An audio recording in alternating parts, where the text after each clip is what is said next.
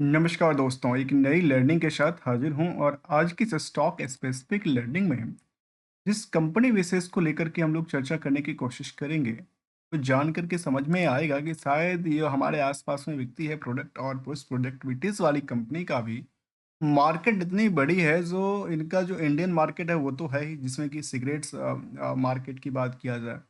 और आजकल ये कंपनी ये भी कहती है कि हम इंटरनेशनल बिजनेस में भी फोकस करते देखे गए हैं, और साथ में इनकी यदि देखा जाए फोकस ऑन द जो कि स्ट्रेंथनिंग की बात किया जाए, जिसमें ननकोर्स जो टोबैकोस इंडस्ट्रीज है उसमें भी इनका धीरे धीरे पैर पसारने की बात कहती है। कंपनी की यदि प्रायोरिटी की बात किया जाए, जहाँ पे इंटरनेशनल बिजनेस डिवीजन के अंदर भी इनके पास खुद की कुछ ब्रांड्स हैं, और जो कि कुछ जो टोबैकोस की ब्रांड्स हैं, कुछ नॉन टोबैकोस की ब्रांड कहते हैं, जहाँ पे सिगरेट्स इनके एक main brands gold Godfrey Phillips इसका नाम है। बेसिकली फिलिप्स फिलिप्स जो है वो एक विदेशी कंपनी जो कि इंडिया में अपनी होल्डिंग लेकर के अपनी नाम में अपनी नाम इंक्लूड करता है, जैसे काफ़ी सारे जॉइंट वेंचर होती है इस तरह की, इनका भी ऐसा जिक्र करता है। यदि कंपनी की बात करें तो ये कहती है कि इनके पास यदि ग्रोथ प्रायोरिटीज़ को देखा जाए, जो साल दर साल को लेकर के, अब यदि हम केवल केवल फाइनेंशियल परफॉर्मेंस की तरफ देखेंगे, क्योंकि अल्टीमेटली क्या होता है, जो कंपनी का कारोबार जो है वो जो बढ़ रही है, जो प्रॉफिट का कंट्रीब्यूशन की बात कहती है, उसको लेकर के केवल केवल एक ही चीज़ सामने आती है कि भाई कंपनी कितनी कमाती है, और कितनी कमाने के बाद जो है वो कितनी सेविंग भी कर लेती है। इन पे फोकस की ज़रूरत होती है। चलिए आज हम ये जानने की कोशिश करते हैं गॉडफ्रे फिलिप्स इंडियाज़ लिमिटेड के बारे में, जो कंपनी बिजनेस मॉडल के अलग-अलग जो इनकी ब्रांड्स हैं अपने इस सेक्टर में लीडरशिप की तरह कामकाज करती है। उसमें कुछ पहलू को हम जानने की कोशिश किए, तो हमने सबसे पहले यहाँ पे देखा कि हमने कुछ पीयर्स कंपनी से कंपेयर करने की कोशिश किया। तो समझ में आया कि कुछ कंपनियों के आगे यदि इसको कंपेयर करते हैं इनके पीयर्स से, तो आज भी इनकी वैल्यूएशंस कुछ कंपनी के कंपैरिजन काफ़ी सस्ता है, तो कुछ कंपनी के कंपैरिजन काफ़ी महँगा भी दिखता है। चाहे इनकी करंट मार्केट रेंज को देख लिया जाए, इंट्रिंसिक वैल्यू के मुताबिक मार्केट रेंज को देखा जाए। इसके अलावा अच्छी बात हमें ये निकल के आई कंपनी में, यदि आप कंपनी को वाई ओ वाई ग्रोथ को देखें, क्यू और क्यू ग्रोथ को देखें, तो एक जो चीज़ सिचुएशंस हैं वो एक बेटर साबित करती देखी गई है। यदि आप इन कंपनी को वाई ओ वाई की ग्रोथ को देखते हैं, जहाँ पे 27% से लेकर के करीब 49% तक की प्रॉफिटेबिलिटीज़ की बात कहती है। वहीं क्वार्टर ऑन क्वार्टर में देखा गया कि सेल्स में 14% से ज़्यादा की बढ़ोतरी थी। तो जो ईयरली सॉरी जो क्वार्टरली प्रॉफिट था वो भी करीब 27% के आसपास थी। आज जिस टाइम हम स्टडी कर रहे हैं, उसकी यदि हम टाइम फ्रेम की बात करें तो कह सकते हैं कि 13 मार्च जो है वो 2025 की बात कर रहा हूँ, और आज के टाइम की बात में तो ये डिटेल्स निकल के आती है। यदि फाइनेंशियल परफॉर्मेंस को भी देखें तो ये देखा जा सकता है कि कंपनी अभी तक के सबसे पिक पे है। यदि टर्नओवर की बात बात किया जाए तो जो दिसंबर 24 का आंकड़ा आया, उसमें इससे पहले इस तरह का आंकड़ा कभी भी नहीं आया। 1800 करोड़ से ज़्यादा, 1900 करोड़ के आसपास कह सकते हैं। ऑपरेटिंग प्रॉफिट में एक जंप करती हुई देखी गई। इसी मुताबिक मार्केट में इनकी प्रॉफिटेबिलिटी भी लगातार बेटर टू बेटर की तरफ इशारा देती जा रही है। ये इनका कुछ पहलू था, जबकि कंपनी का ईयर ऑन ईयर बेसिस को लेकर देखा जाए तो जो कंपाउंडेड डेटा था वो सेल्स दिन बाय दिन बढ़ती है, प्रॉफिट का आंकड़ा भी दिन बाय दिन बढ़ती है, स्टॉक प्राइस सीजीआर भी दिन बाय दिन बढ़ती जा रही है।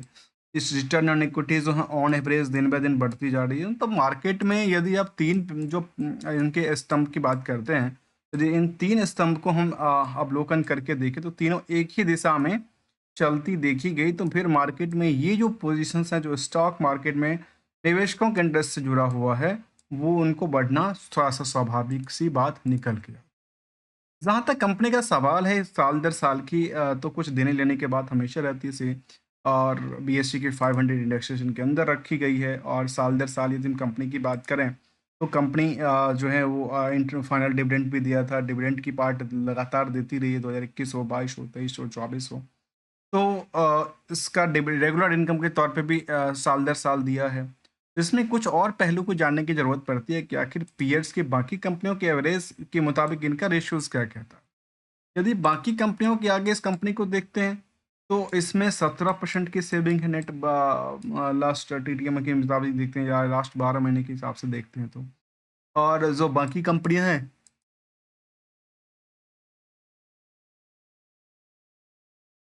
इसमें कुछ में कुछ कुछ ज़्यादा तो कुछ में कम का भी आंकड़ा। यदि हम शेयर होल्डिंग पैटर्न की तरह समझें, तो ये ज़िक्र करता है कि यहाँ पे जो एफआईआई की होल्डिंग थी, वो 10% आसपास बनी है।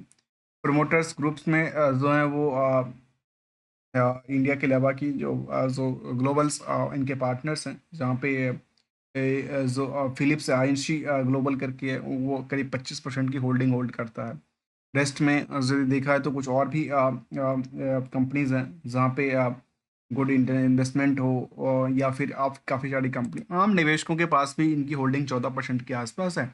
इंडियन डीआईआई यहाँ पे केवल 2% के आसपास रखी है अपनी होल्डिंग को। रेस्ट की बात करें तो जो है पब्लिक के पास 14% की होल्डिंग है, उसमें करीब 78 से 80 हज़ार निवेशकों का इंटरेस्ट जुड़ा हुआ है।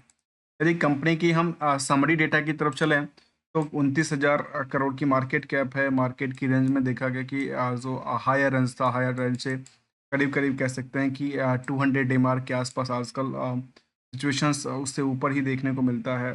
जबकि अब चार्ट लेवल पे हमने देखने की कोशिश किया, तो समझ में आएगा कि यहाँ पे हमने जो डेटा लिया, चाहे वो 50 डे मार एवरेज हो, या फिर जो है 200 डे का जो एवरेज है, उसके मुताबिक मार्केट डेज में देखने को मिलता है। यहाँ पे आकर के बहुत बड़ी सेटअप बनती देखी गई, और मार्केट दोबारा यहाँ से पुल बैक क्रिएट करती पाई गई है, क्योंकि मार्केट में जो है निवेशकों का इंटरेस्ट थोड़ा सा बुल रहा, जबकि एफआईडीआई की बिकवाली के प्रेशर्स भी रही है मार्केट में। तब भी यहाँ पे निवेशक ने अपनी जो पोजिशंस हैं लगातार दिन ब दिन बना के रखे हुए हैं।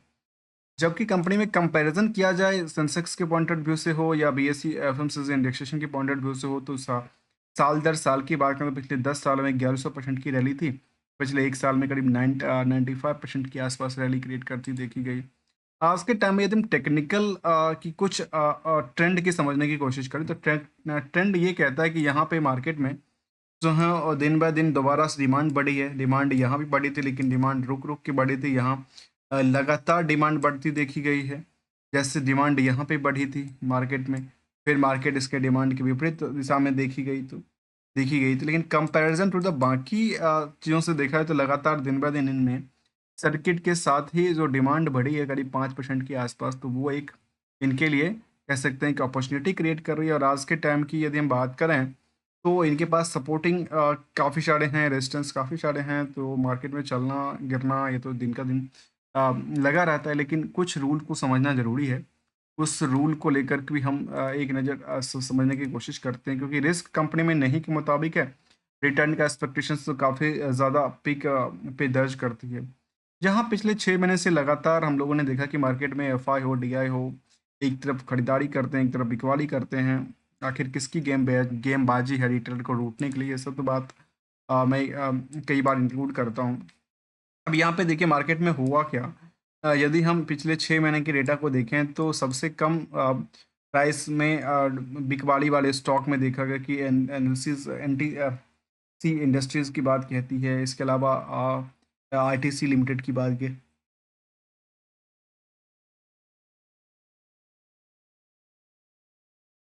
जबकि चाहे वो बीएसटीज़ इंडस्ट्रीज़ हो या गुड फ्राइडेज हो, इन सभी कंपनियों में पिछले 6 महीने की डेटाबेस ऐसा रहा है।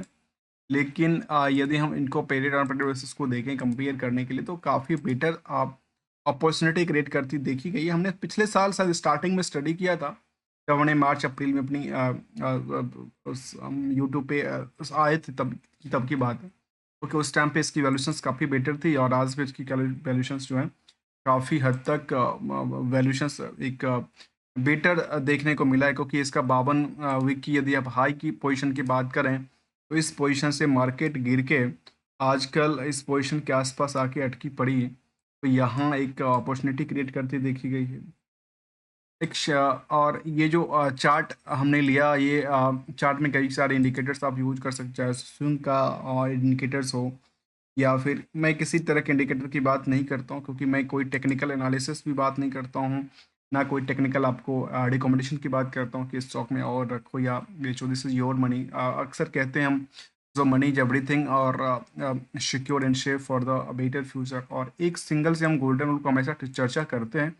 उस चर्चा करने की पीछे वजह है, जो हम अपनी कैपिटल को सेव भी करें, सिक्योर भी करें। तो जो हम लोग रखते हैं, क्या सिंपल कहते हैं कि जो हम घर में ऐसे सामान रखते हैं, जो एक लंबे पीरियड में भी उसके वैल्यूएशंस दिन ब दिन बढ़े, और स्टेबल हो, इस तरह की प्रोडक्टिविटीज़ यदि फंडामेंटल बेटर है तो जो कामकाज हैं धीरे-धीरे बेटर हो सकता है। इनका पर जो पास्ट परफॉर्मेंस है वो बेटर है। वो आगे जो एक्सपेक्टेशन होती है वो काफ़ी उसी मुताबिक एक्सपेक्टेशंस किया जाता है, मार्केट हो या उनकी कारोबार हो या फिर कारोबार के अलावा जो कुछ और पहलू है उसको लेकर के। हमने इन पहलू को समझने की कोशिश किया। मिलेंगे कुछ नई लर्निंग के साथ, तब तक के लिए we are not an trader, not an advisers, only as a learner. Thanks for the joining us.